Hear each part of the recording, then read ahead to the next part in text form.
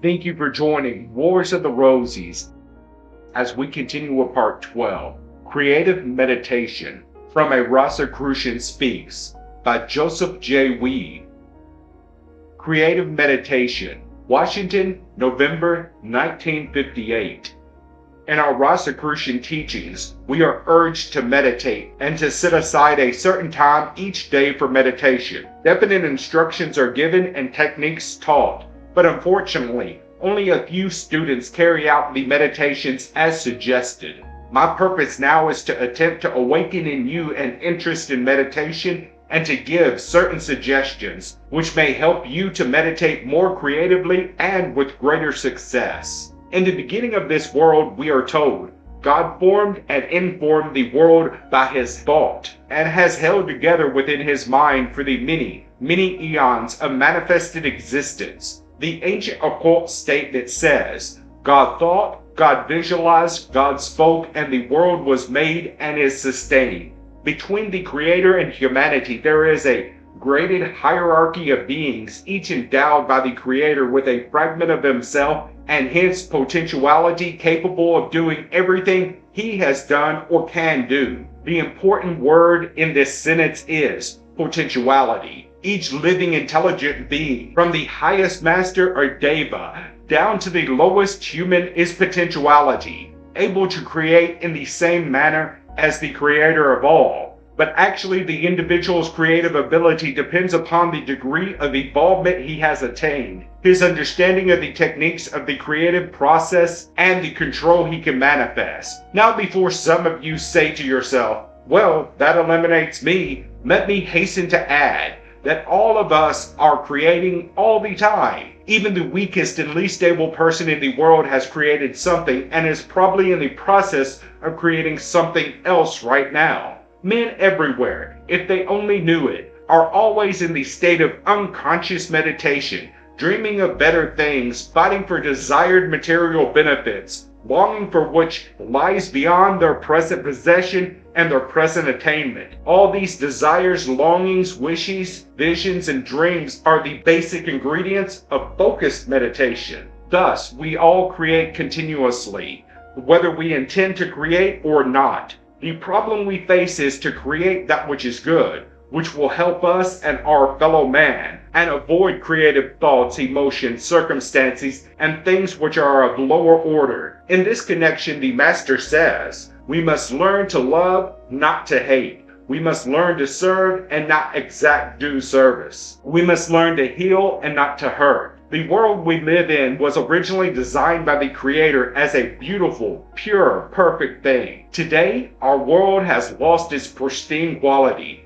The myriad creations of man, dating back to the dawn of time, have overlaid and obscured the original purity of God's creation. That to the inner eye it has seemingly become covered with murky clouds and a miasma of withering obscurities. These are the creations of the thoughts and emotions and violent deeds of the lower strata of humanity that have accumulated over thousands of years, have resulted in the disease and pestilence, the hurricanes and earthquakes, the wars and other forms of violence and unpleasantness that have changed this planet from the garden it once was to the field of unfairness, difficulty, and comparative tension which it is for most of us today. Fortunately for humanity, the soul works always in all of us, and we are unconsciously stimulated to seek for higher and better things. The Master says, all that is created by meditation, by desire merging first into transit thought,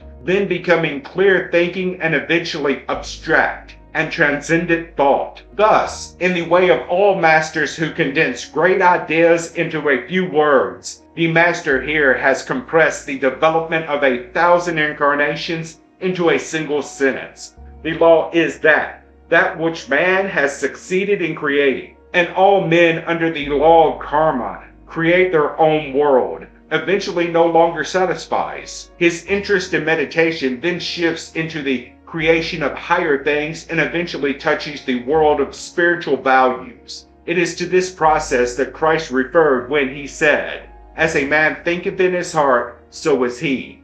Human beings, people like ourselves, are capable of 4 different grades or types of individual meditation. Beings of higher development than the human employ different techniques of creative effort which are beyond both our ability and our comprehension. But the human techniques are employed or may be employed by all of us. They are as follows. 1. Desire. Yes, this is a form of creative meditation, and it leads to the attainment in the material world, and sometimes in the world of the emotions, of what the lower man desires and wants. This includes the desires of every human, from the very lowest through the intermediate types on up to the aspirants of the mystic. 2. Prayer. This is the second form of creation, or creative meditation, and it is the first step above desire. This is a big step upward in that the man praying acknowledges a power higher than the personal self and appeals to it for help. The personal desire is blended with an aspiration for soul relation or cosmic contact. Through the proved efficacy of prayer, man begins to discover the subtler powers of his nature and his essential dualism. In other words, he finds for the first time that he himself is both lower self and a higher self. 3. Mental reflection or concentrated thinking. This is the next step upward, and the man begins to use his mind for the first time. This type of creative activity leads to definite personality achievements and triumphs, and has produced all of the creative wonders of our modern civilization. Here is man dealing with his physical environment in a masterful way, and its success leads inevitably to a reorientation of the personality and an effort to attain soul contact or cosmic contact. 4. Straight meditation. This is the next stage above concentrated thought and is a natural outgrowth from it. It is the process recommended and described in our monograms, in which we are directed to employ the focused, concentrated mind and fixed reflection. To this I urge you, for its success produces a soul-infused personality or a conscious control of life by the soul personality, which results in an effort to cooperate consciously with the creative work of the hierarchy. All desires are creative and all thoughts are creative. Each desire, no matter how weak, and each thought, no matter how transcendent and feeble, creates some form of manifestation. This does not mean you get everything you wish for, not at all. Your desire may be too weak and may be opposed by much stronger desires on the part of others, or your thought may not be at all clear and only distantly related to reality. The more closely your visualization approaches reality, or what already exists, the easier it is for it to manifest on the material plane. It requires an almost godlike power to effect an immediate and drastic physical change, but a gradual change can be brought about over a period of time in almost any set of conditions and circumstances. We in the present day have inherited from previous civilizations and cultures much of value and much which is disastrous in nature. But we in turn have built upon the old and have created the present civilization. Possibly the culminating triumph of the present civilization is that humanity has been brought to a point where it is faced with and must recognize the possibility of failure, the possibility of self-extinction, and consequent failure as a race of men. In evaluating that possibility, men are being forced to a reorientation towards the higher world and away from all which is strictly material. In addition to the individual meditation techniques, there are 3 stages of group meditation. These roughly parallel the 3 higher individual techniques and are as follows. 1. Worship. This is basically prayer in a group. It is the united recognition and the subsequent reflection of humanity upon the fact of the divine transcendence and divine immanence. Worship, as taught and encouraged by the world religion, has created and maintained a path of return to the divine source for the average man for many thousands of years. 2. Invocation and evocation. This parallels mental reflection and creation on the part of the individual. It is the new science of group creation and power, and it is available to all dedicated groups. This is the technique in which we employ in our convocations, the science of group invocation. But unfortunately, it is not too well understood, and the energy created is usually misdirected or dissipated. But as the individual lodge and chapter members become more skilled and the officers more understanding, our convocation work can become a great power for universal good. Think on this.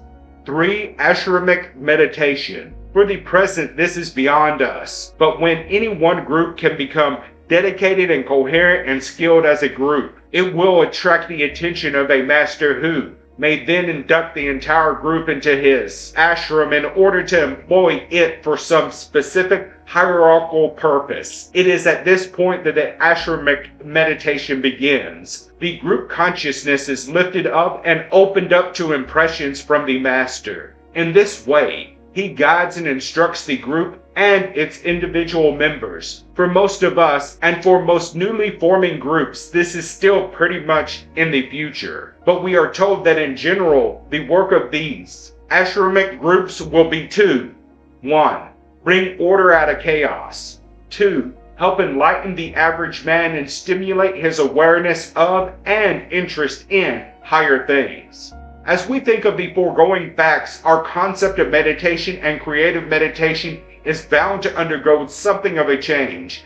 The average student thinks he lives in a world where things happen to him continuously, things over which he has no control. Upon occasion, he tries to change this flow of events for the better. He may at this time resort to meditation and attempt to create a better environment for himself. These efforts may last 15 to 20 minutes at a time and occur once or twice a week. Little does he realize that he is creating all the time. Every waking thought and wish has some effect upon himself and his environment, and in many cases he spends several hours a day creating by fears and worry. For example, the very circumstances he tries to change with his short meditation periods 2 or 3 times a week. When once we have realized the full implications of this, the proper procedure for creative meditation should begin to dawn on us. When we have, after careful and mature deliberation, decided upon what we really want, we should then proceed to live that thought or idea 24 hours a day. A quiet meditative period of creative visualization for 15 minutes each day is a great help in focusing the thought accurately, but the rest of the waking hours should be spent in a confident attitude of expectancy, of sureness in the rightness and ultimate materialization of the event. Quality of manifestation desired. No counteracting doubts or fears should be permitted to seep in. No wavering and indecision should shake our confidence, or the creation will be weakened or destroyed. Another thing of importance in creative meditation is reasonableness. The laws are the same physical laws which the equation has always been. Energy multiplied by time equals work, or energy applied over a period of time results in a specific amount of work done. We are all familiar with these early problems in physics. For example, if one man can build a wall of brick 3 feet high and 10 feet long in a day, 2 men can build it in half a day, or can build a larger wall 3 feet higher and 20 feet long in a full day. And if you have 10 men, your wall would grow up to 100 feet a day. This same law applies to creative meditation. The amount of energy employed and the duration of time it is applied determines the amount of work that will be accomplished. This simple fact is often overlooked by budding esotericists who expect great results in a short time and usually from very little effort. Bear in mind, the physical universe was not created by you or by any man, but by a being so great that we cannot really conceive of what he is like. And the changes that have overlaid the original purity of this world were created by millions, nay billions of people over thousands of years. So basic changes in our physical world are pretty difficult for anyone to achieve in one lifetime. But the event pattern can be changed, and one's immediate environment can be changed. And here is where we can be of the greatest effectiveness and do the most good. We are instructed in the convocation ritual to radiate thoughts of love and peace to our brothers and sisters throughout the world. This is creative, and it fulfills the first injunction of the Arshramic group meditation, which is to bring order out of chaos. Thus, we have a concrete suggestion for creative meditation. To be effective and successful, we should implement our effort here by maintaining an attitude of benevolence throughout our day. We should try to absorb the petty irritations with which we are confronted and not pass them on to others. We should endeavor to meet anger with calmness, hate with love, and as the Master tells us, we should seek to serve and exact due service. We should seek to heal, not to hurt. Thank you for watching, and please don't forget to share, like, subscribe, and comment. And if you can, please consider donating to Wars of the Rosies. Links to PayPal and Patreon are in the description. Thank you so very much.